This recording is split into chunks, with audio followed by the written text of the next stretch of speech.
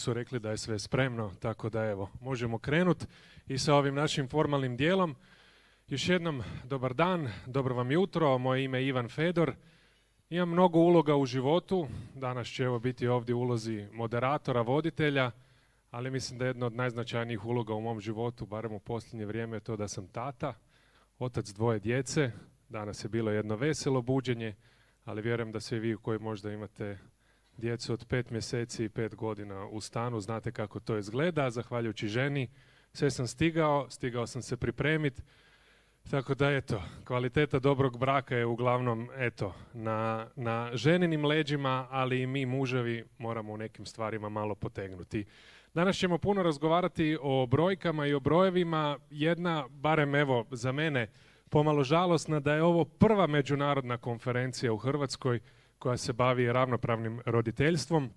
Govorit ćemo o ravnopravnom roditeljstvu jučer, danas i sutra. Vjerujem da će ta brojka eto s vremenom naravno i narasti. Bili smo u Ljubljani, bili smo u Novom Sadu, a sada evo 2026. smo u Zagrebu. Kaže Vesna Parun, za sve su kriva djetinjstva naša, nitko od nas nema 2 zdrave ruke, 2 zdrava oka i srce u kojem se nije zaustavio jauk. Svi smo tu zbog tog jauka, zbog tih nezdravih očiju i zbog tog srca u kojem je nešto zastalo. Mi smo nešto stariji, budućnost ostaje na njima. Danas smo tu prije svega zbog djece. Zbog djece, da ona budu bolje, da mi možda u nekim svojim stvarima malo zatomimo i naš ego, da naučimo razgovarati i da shvatimo da će život i da će ovaj svijet biti puno bolji zbog njih. Vesna Parun je to divno rekla, divno naravno to kažu i u Hrvatskoj udruzi za ravnopravno roditeljstvo. Djeca imaju jedno srce, pola tata, pola mama.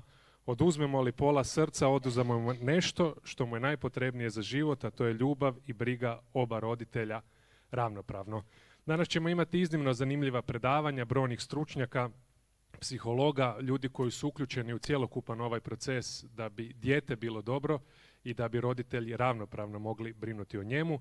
Imaćemo i nekoliko panela, tako da evo još jednom čeka nas dobar, lijep, nadam se plodonosan i kvalitetan dan, pun druženja, razmjenjivanja ideja i na kraju krajeva vjerujem stvaranja temelja za bolju budućnost i za ljepši svijet koji će čekati našu djecu. Za početak molim vas da velikim pljeskom pozdravite i Melitu Požgaj, predsjednicu Hrvatske udruge za ravnopravno roditeljstvo, koja će nam se kratko obratiti.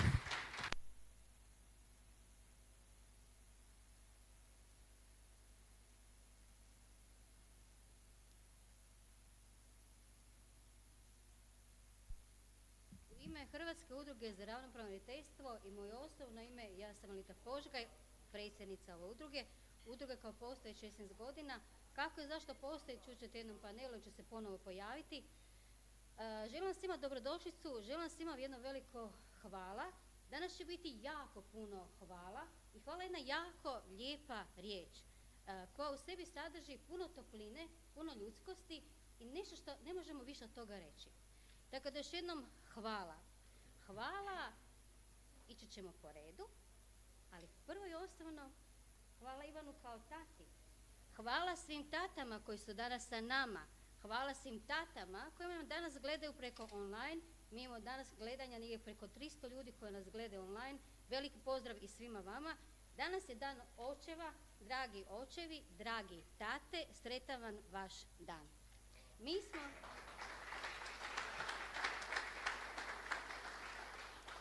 smo se danas vozili, moj partner i ja, i slušamo vijesti i slušamo hoće li se spomenuti dan očeva.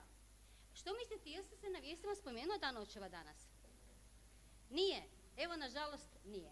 Ja sam mama i ja sam baka. Volim naglasiti se svoje 2 životne funkcije koje su mi najdraže u životu. Nisam samo predsjednica udruge, nego sam neko ko voli djecu. A što me privuklo ovoj udruzi i zašto sam ovdje? Zato što se ova udruga bavi zaštitom prava djece. Veliko hvala gospođi Vučemilović u ime izaslanice predsjednika Hrvatskog sabora. Veliko hvala gospođi Tatjani Holjuvec, zamjenici pravobraniteljice za djecu. Ne mogu reći hvala domaćinima iz Zagreba, ne mogu reći hvala gradu Zagrebu koji je danas domaćin jer oni nisu došli, ali ću vam zato ja, kao prava Zagrebčanka, reći hvala i dobrodošli.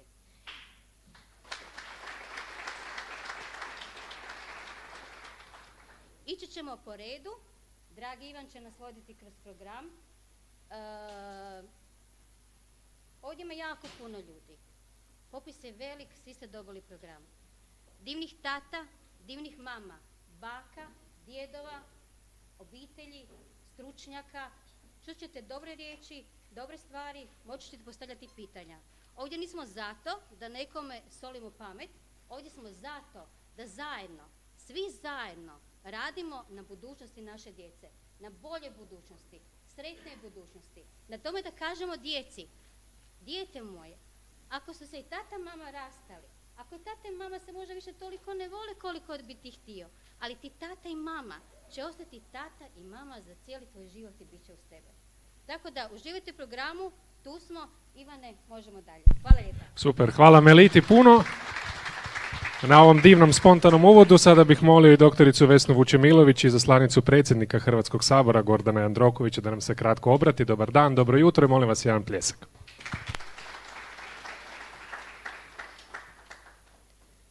Dobar dan, poštovane dame i gospodo, cijenjeni sudionici međunarodne konferencije Ravnopravno roditeljstvo jučer, danas i sutra, dragi gosti, moja kolegice, saborska zastupnice, zamjenice pravobraniteljice za djecu.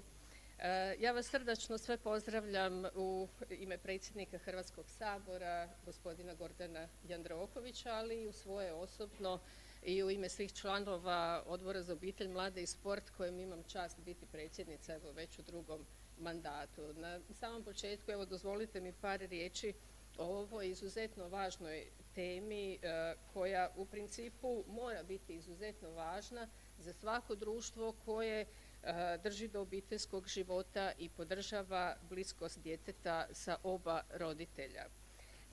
Ravnopravno roditeljstvo je ključno kada govorimo o dobrobiti djeteta, njegovoj emocionalnoj sigurnosti i zdravom razvoju.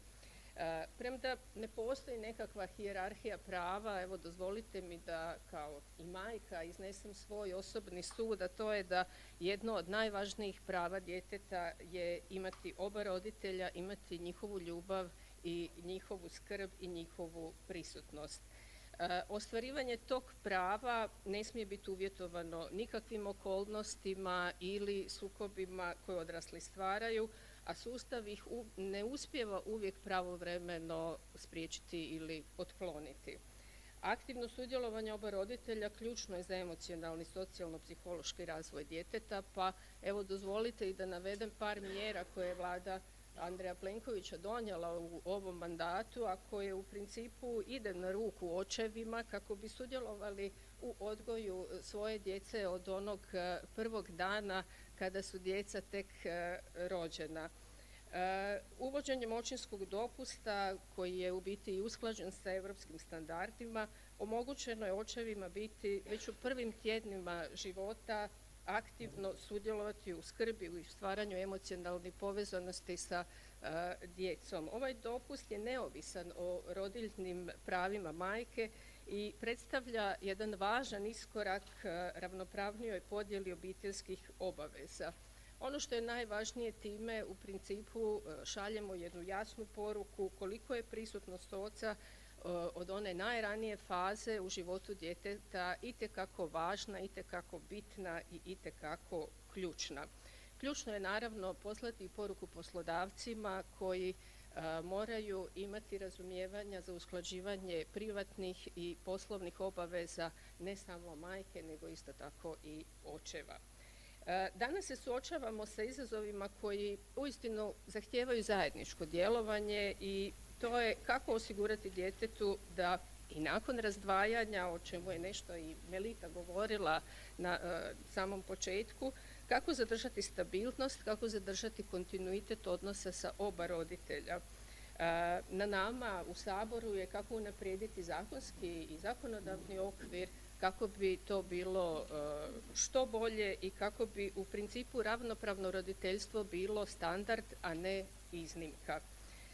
Svjesni smo u Hrvatskom saboru svih ovih pitanja, evo i mi u odboru se bavimo time već neko vrijeme. Drago mi je da sam danas ovdje s vama i drago mi je da ću čuti brojna razmišljanja, razmjenu znanja, iskustava I evo na kraju dozvolite mi da svim očevima danas na Dan Svetog Josipa i na Dan očeva čestitam njihov dan. Neka vas čuva vaš nebeski zaštitnik Sveti Josip i želim vam uspješan rad danas na konferenciji. Veselim se svemu što ćemo danas čuti. Hvala vam.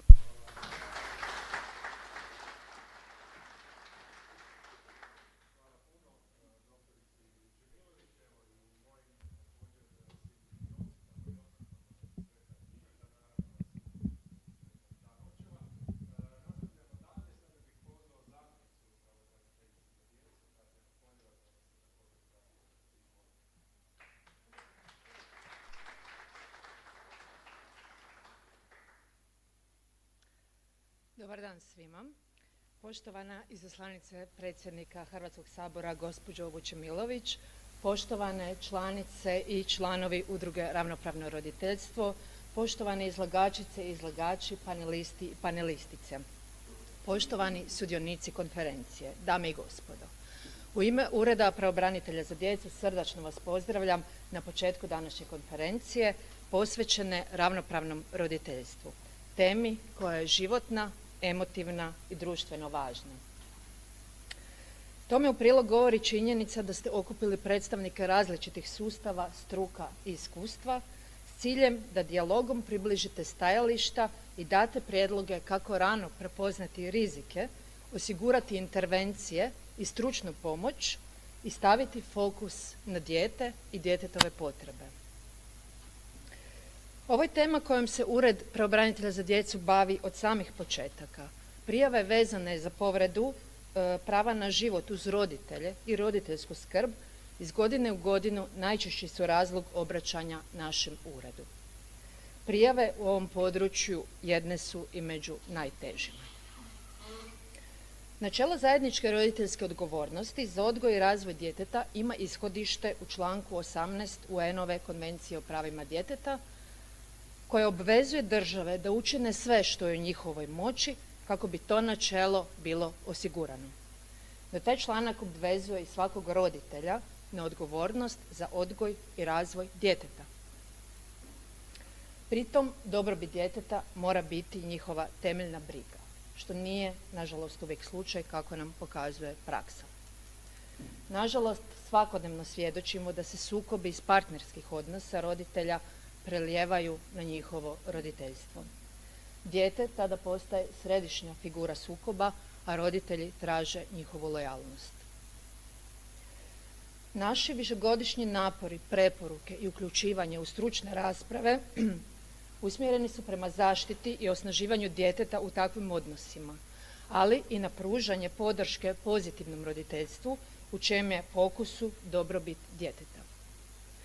I u ovoj prigodi želim istaknuti da sudjelovanje djeteta nikada ne smije biti samo forma, da se na dijete ne smije prebacivati teret odgovornosti za donošenje odluke. Na odraslima je, što se vrlo često zaboravlja, odgovornost da taj postupak ne bude izvor dodatnog stresa za dijete. Dijete uvijek treba sudjelovati dobrovoljno i osjećati se sigurno. Svoje mišljenje treba iskazati slobodno, bez pritiska i uz podršku educiranog stručnjaka koji će mu dati važne informacije i pomoći mu da kroz proces njegov najbolji interes bude u fokusu. Ravnopravno roditeljstvo, odnosno podjela odgovornosti između roditelja najčešće je u najboljem interesu djeteta. Podsjećam da na to ukazuje i Odbor za prava djeteta u općem komentaru broj 14 uz podsjetnik da će prilikom donošenja odluke o odgovornostima roditelja jedini kriterij biti što je u najboljem interesu tog određenog djeteta. U tom kontekstu smatramo da je potrebno jačati sustave, da razvijaju programe i pristupe koji će osnaživati roditeljske kompetencije i uspostaviti modele koji će osigurati da se ravnopravno roditeljstvo ostvaruje u cjelini. Zaključno, željela bih apostrofirati da je najbolji interes djeteta temelj svakog roditeljstva. Želim vam svima uspješan nastavak konferencije, sretan dan očeva i hvala vam na pažnji.